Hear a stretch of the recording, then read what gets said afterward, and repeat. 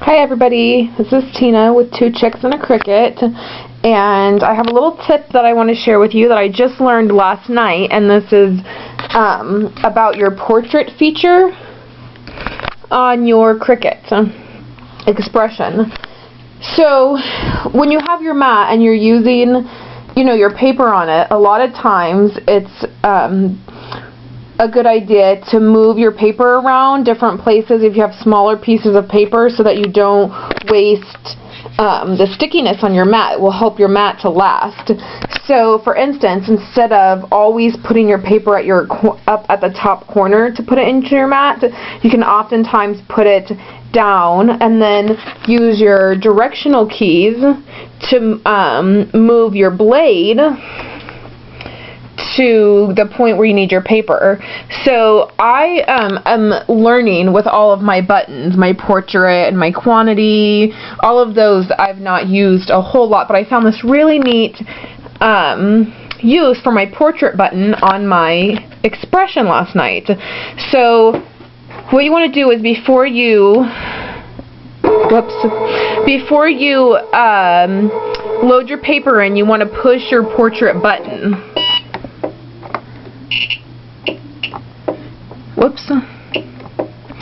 So it will let you know that you've pushed that button and that feature is on by being green. So then you want to load your mat. So let me do that. And you see the blade is going to go all the way up to the top here, to this top corner. So if you had a 12 by 12 piece of paper on your mat, it really wouldn't matter to use portrait or not, because now it's just going to cut as if like how you read, left to right. So like I said, if you had a 12 by 12 piece of paper, and it wouldn't matter. Now if you were using the Cricut Create, this is the smaller Cricut, but it has all the buttons. So you have the portrait button right here. Now if you're using this machine, it would matter, because you would be able to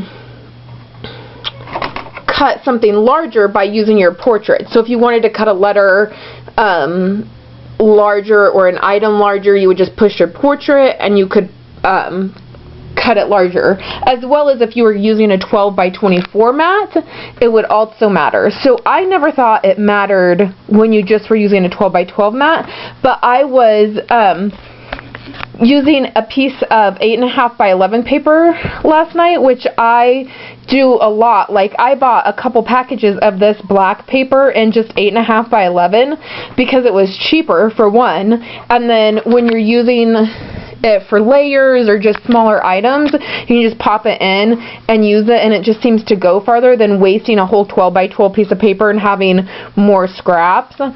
So you use your arrow key button up here and you move it down to your paper.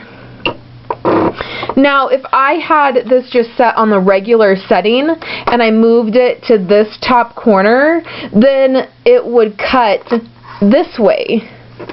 So this item that I cut last night is cut at 10 inches.